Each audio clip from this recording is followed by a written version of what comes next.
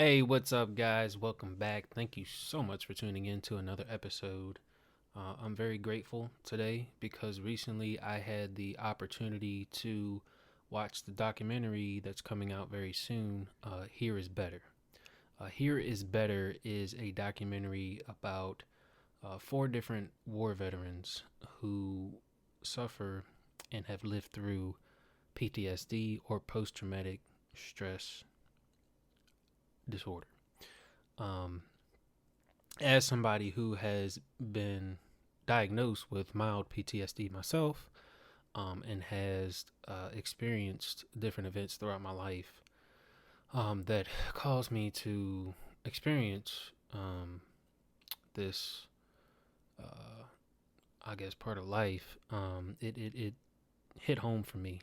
This is one I felt like this documentary is another one, kind of like, it was tailor made for Tsunami Healing Productions. This is what Tsunami Healing Productions is about: is finding that creative release for people like me who suffer or deal with or live with some kind of I wouldn't call it I don't know if we're calling it an illness, but you know, or disorder, but who have to live with something that other people might not have to live with. So getting into this, I want to read right off the website. You can find more information at hereisbetter.org. There is a nice little director statement in the About tab. And if you just come straight to the homepage, hereisbetter.org, you can see all the information. And if you scroll down, there is a nice little note that I'm going to read to you. But before we do that, this documentary is coming to select theaters June 23rd, which is Friday, so just in a couple days. And it comes to video on demand on digital streaming on June 27th. So about to make its worldwide release. And you can go to hereisbetter.org if you want to get more connected, or if this is something that hits home for you as well. But I wanted to read the statements that are on the website because I feel like it sums it up much better than I could. So, again, if you're on the homepage, hereisbetter.org, scroll all the way down, you get a nice little note. Here's what it says. It says, "To whom it may concern, I am one of the veterans in the film Here Is Better, which offers hope to male and female veterans seeking help for their PTSD. I can say firsthand that the program that I enrolled in, which is included in this film, saved my life. I personally struggle with suicidal tendencies. I can honestly say that I am at peace in my heart today because of the tools this program had to offer. I have met many courageous veteran women from all branches. They have suffered everything from mental and emotional mistreatment, being downgraded due to their gender, and most commonly being raped. Many of these women had to keep quiet and be a soldier first and foremost. I would love for you to consider raising awareness for us women who have been silenced for years. Sincerely, SPC Viviana, retired U.S. Army military police officer." Viviana, I appreciate you for making that statement. And as you guys can see, this is a more heavier topic episode today. This is a very serious one. Again, that hits home for me. And I was very deeply moved. I watched the documentary last night, and I was triggered. I was moved. I cried through the whole entire thing. I connected with each individual that it focused on in my own way, and we're gonna get into that. But it was something that is very near and dear to my heart, and I think the biggest thing that comes from this film, and it's kind of in the title, is better. Here is better. As you can see, or as you just heard, people were in a very dark place through the combat that they suffered through. What I found really interesting is that I've never been in the military. My parents were both in the military, but I wasn't. And my dad actually served over in Somalia, which I've mentioned before. And I've briefly discussed certain things with him, but I've never like actually sat down and talked about him with certain things because I know there's certain things he just doesn't want to bring up. But I found it very interesting that even though I've never been in war combat, I still felt all the same experiences just listening from or listening to each one of these individual stories. Um, and I found that in my treatments, no matter if it was domestic violence that I was experiencing, whether it was being robbed at gunpoint, which happened to me when I was 23, or if it was it just being an only child, having my parents being divorced and separated when I was 2, just living through certain experiences that come along with that, and kind of a combination of all that. It didn't matter what the experience was, just hearing these people's stories, I felt everything that they were I felt all the same feelings that I felt when I was going through those experiences. Fight, flight mode, right? Fight or flight mode, like your body going into complete and utter shock. Um, Getting into this more, and then real quick, let's. I just wanted to read the director's statement. If you click on the About tab from the website, this is what it says. As we edited Here.Is.Better during the height of the pandemic, the unspoken counterpart to the narrative on screen is the universal trauma the world has gone through and how those themes are amplified in this documentary. The loss, the isolation, the stumbling back to normalcy, all impacted by the scars of our collective experience. The film principally interweaves the stories of 4 veterans, 2 women and 2 men, 2 men and 2 women, whose wartime and life experiences couldn't have been more different. John served in Vietnam as a door gunner. Teresa drove convoys in Iraq. Jason was a military intelligence officer in Afghanistan. Tabitha served in Iraq and Afghanistan as a welder and a member of the Lioness program. Their willingness to tell their stories to be heard for a common purpose is one of the great gifts of making this film. And I only wish we could have featured all of the remarkable veterans we have met along this journey.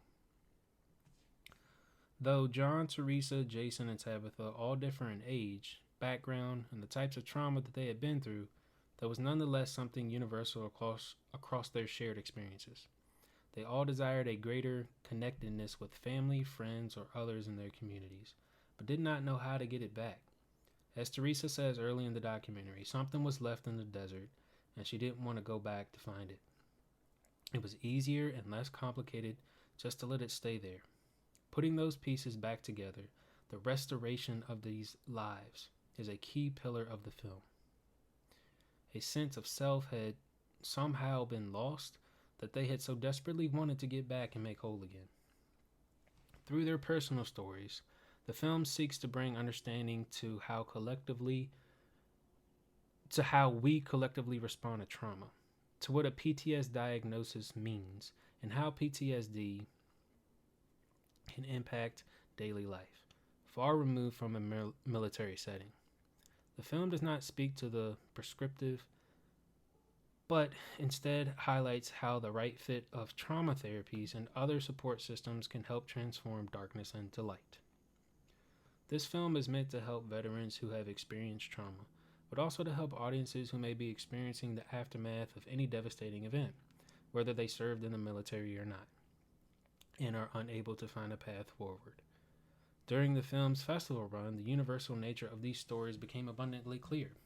We heard from countless first responders, therapists, frontline workers, and others who all shared how deeply moved they were by the honesty of the film and their belief in its power to change lives. As the world still grapples with the collective trauma of the pandemic, the need for effective mental health treatment, free from stigma, is more important than ever.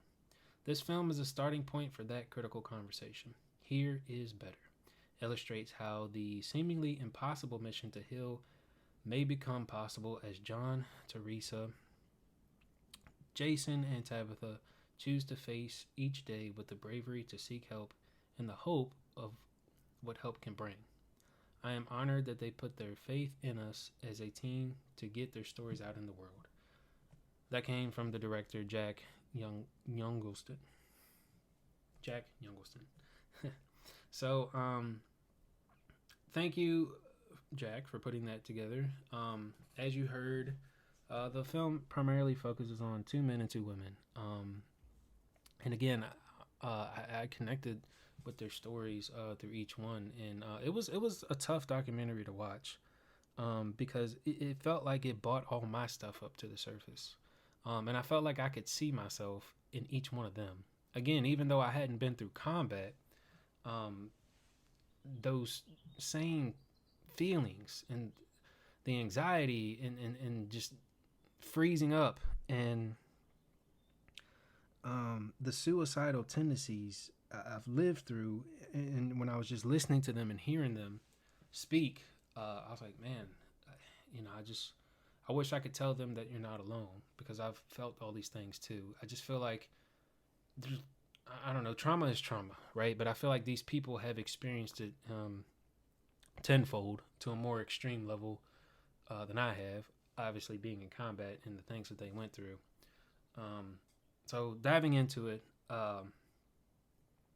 I felt like I connected the most with Tabitha, and there was a scene in the documentary where they're sitting in a group session, and the instructor was drawing on a whiteboard, and he was talking about a graph, and he was saying, it's basically saying, you take 2 steps forward, 1 step back. And he was saying that you're in rehab right now today, and you're making all this progress, and so you're gonna go up. And he drew a line up, but he's like, you're gonna get out of here, and you're gonna make mistakes, and things aren't gonna go perfectly because we're all human. So he drew a line down, but he's like, you're gonna have tools and resources, leaving out of here, you're gonna be able to use in your life, and then you'll go back up. And he said something about, you may relapse and you may get into drugs and alcohol and this, that, and the other. But, we were hoping that, you kind of steer out of that. And Tabitha spoke up, and she said, yeah, basically becoming a functional adult. And she said, basically, just because, we're here with rehab and we're trying to do better, and, we're taking time out to, I'm paraphrasing all this, but you'll see it in the documentary, and we're taking time out to help ourselves. That doesn't mean that our responsibilities stop. And she's getting louder and louder, and it's becoming more intense. And she's like, yeah, we're the ones you have to worry about the most, because you're basically making us functional people, but we're still suffering in silence because we're not talking about these things. And I felt that. I've been there before. And she said, we're functioning and everything looks okay, and we're making good grades, and we're going to work every day, and we're smiling, but then nobody knows that we're suffering, and then we want to turn around and shoot ourselves in the face. And she lost it. I'm sorry. It's just hard to talk about, but she lost it, and she got up and she left, and she started crying, and I felt that. I felt that because I know what that's like. I struggle with that. I struggle with that, and to know that somebody else is going through that. It's just a reminder that I'm not alone, because a lot of times I feel alone, and I'm sure that all these people do too. And I think that was the beautiful thing that I noticed in this documentary, is that as they were going through these things, there were people there helping each other. So I really connected with that, and I also really connected with Teresa.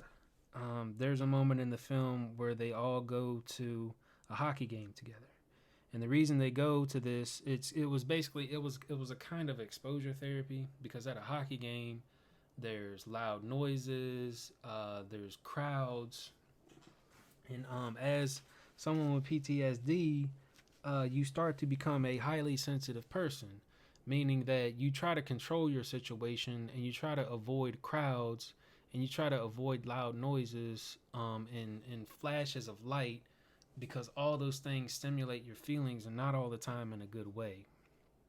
And I know how that feels. I felt like Teresa had it to a much more higher degree, because I feel like at a hockey game I would have been fine, but I have, for me personally, It's when I feel culture shocked that I kind of go into that fight or flight, and I shut down and I kind of disassociate because everything around me is so intense. And it's hard for me because sometimes my girlfriend can feel is when it's happening to me. And when it first happened, it kind of freaked her out, and she didn't know how to help me, and I didn't know how to help myself. And she isn't the only person I've experienced that with. I've experienced that with other people, and luckily I had done enough work on myself to be able to communicate to her later what was happening, and we've discovered some things that helped me kind of get through that moment. But for Teresa, the fire, the fireworks, the loud buzzer, people banging on the glass, just the intensity of the entire hockey game. Um, it it was a lot for her, and she got up and she left, and it more or less just kind of gave her a panic attack, and you'll see that in the documentary. And for me, I could see myself in that because to a point I understood how she felt, and I felt for her, and what I know that was a difficult thing that she had to go through. But sorry guys, I got my window open, and as you can hear, people like to shoot off fireworks in my neighborhood. So sorry for any noise. It's hot in this room.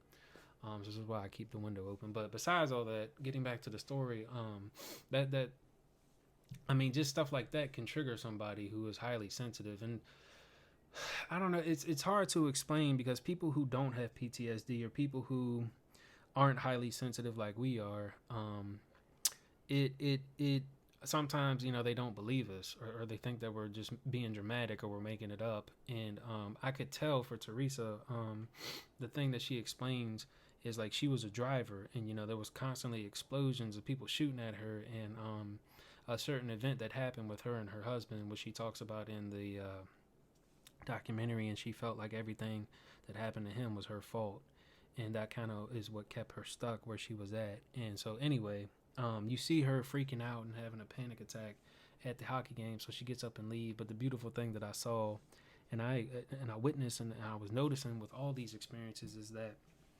there were people there around her helping her. They didn't let her quit. They didn't let her leave because they didn't let her harm herself. They were there with her to put ice on her face to remind her to keep her feet grounded on the floor and to breathe. And then shortly after that, you see her speaking with the therapist, and they're kind of unpackaging that experience together. And it's, for me, it just brought back everything for me, because I was extremely highly sensitive after I got held at gunpoint back in 2013 when I was 23 years old. That was 10 years ago. I'm 33 now. But those first 7 months, it was really intense for me. I could be out in the middle of daylight, and it always felt like somebody was creeping up behind me.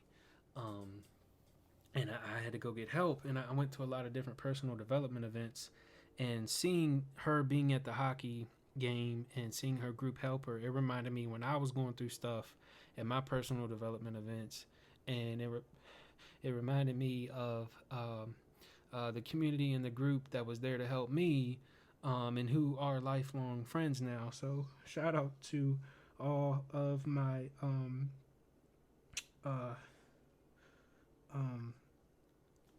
enlightened warrior people.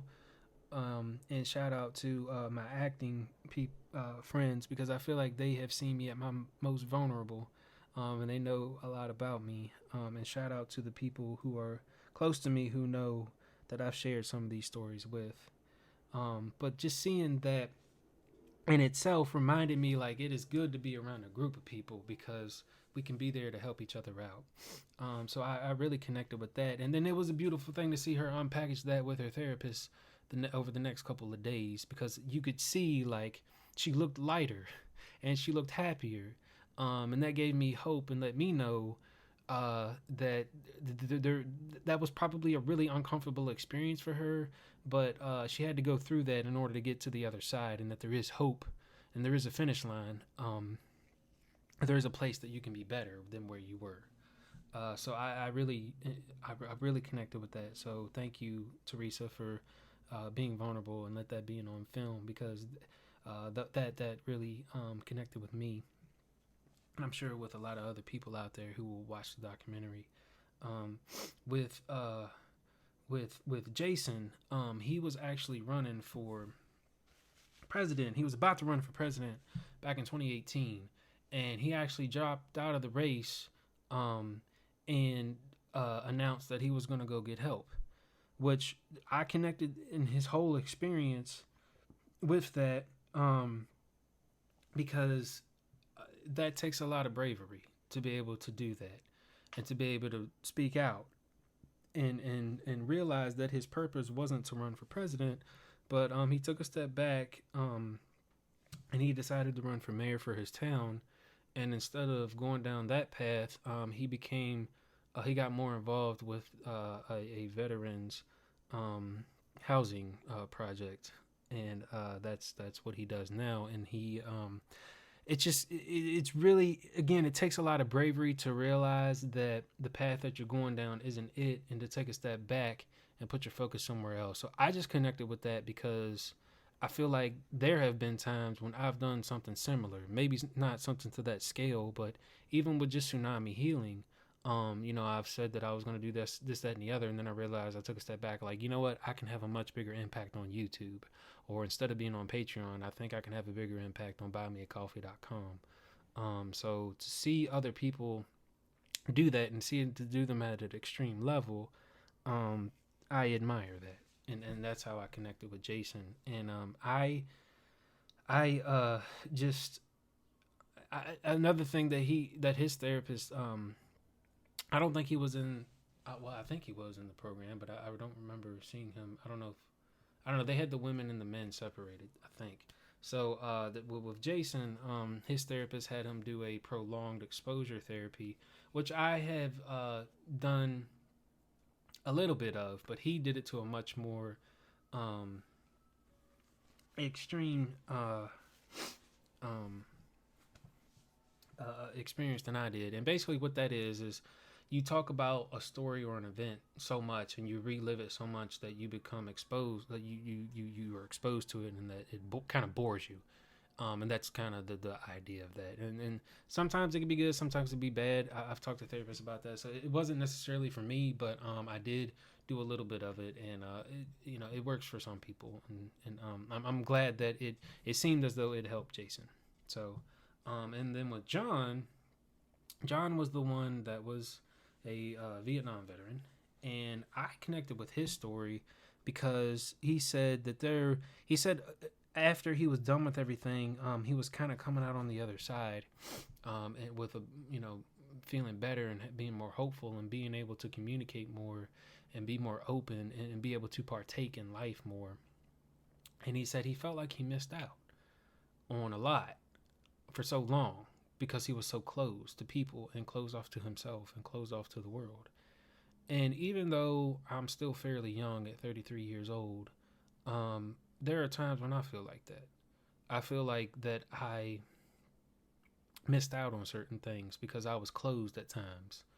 And I try to do the best that I can, being open and being present, so that I can really partake in life and get everything out of life that there is to get, and really help as many people as I can and share my story, and again, provide hope, because there's so much darkness in this world. So I just connected with that overall, and he, he said it's never too late to start doing something different today, and that was kind of his message, and I really connected with that, and I admire him for taking that step to realize that yes, I'm closed off, and yes, I could be a lot more open. All these people, when they went through this program, again, it reminded me a lot of all the personal development that I was doing from 2016 to 2018, kind of my journey in that. And everybody's different. Everybody's going to go through a lot of different things. And that's what I loved about this documentary. And that's basically what Tsunami Healing is that we're going to, and I went to events that they expose you to so many different things, so many different kinds of therapies, because not everything is going to land for everybody. You kind of got to find your thing. Kind of how I talked about last year with a group of firefighters. It's like for them, it was riding motorcycles. With somebody with PTSD, and actually, uh, June 27th is perfect because it's National PTSD Awareness Day. So it falls right in line with that. Is with post traumatic stress disorder, or I forget exactly what they're calling it now, but with PTSD, you are an event happens, like you said, I feel like a piece of you is taken away from you, and you are kind of forever stuck, not being closed, and being, you become more sensitive to everything, and everything, you enter that fight or flight mode anytime you get triggered by anything, and it could be, everybody's different. So you unless you start working through it and like figuring things out. So you are initially attracted to things that are violent, things that give you that adrenaline rush. Because, for example, if you grew up in a home, maybe with a father that beat you all the time and was an alcoholic, you live in a very unstable environment. You never knew what kind of mood he was going to be in. You never knew how he was going to react. So you kind of just live on pins and needles all the time. Kind of the same thing if you were in combat. You're walking around in a foreign country at any point in time. Somebody could run up on you and kill you. So you're kind of looking at everybody as a suspect. So that's a very unstable environment. You're not safe. Or like with Teresa, you're a driver. At any point in time, you can run over a landmine, or somebody could snipe you down. So you're constantly living in fear. You're constantly living in an unstable environment. You're constantly living in stress and fear. So because of that, you've experienced that, you kind of attract those things into your life, and you kind of just keep reliving that because you kind of need some sort of release. You need you need that adrenaline. You need that rush. You need that violence in your life because that's all you know. So that's why I am, I expose people to so many different things. MMA, mature rated movies, drum therapy, and you kind of got to find the thing that works for you. Um, so that's what I loved about this program, and I'm excited to learn more about it. And if you go to the website Here.Is.Better.org, you can actually join their email list, and you can get more involved on your local level. And there's events that'll be coming out, and you can follow them on social media and just learn more about it. But I really love this documentary, and I'm very grateful to the people that allowed us to share. That's John, Jason, Tabitha, and Teresa. Thank you so much for being so brave, and most importantly too, thank you for your service. I truly appreciate it. I know that you've sacrificed so much, and I know that you're struggling every day with just hanging on. Like, we're all hanging on by a thread. And for you to take the time out and say that you need help, I greatly admire that. And we need more of that. And I hope that you truly are doing better, and that you are in a better place than the day you first started. And if I ever do get to meet you, I look forward to it. And I'm excited to join the community. And just know that you're not alone. Even a civilian like myself, who's never been in combat, feels a lot of the same experiences that you feel.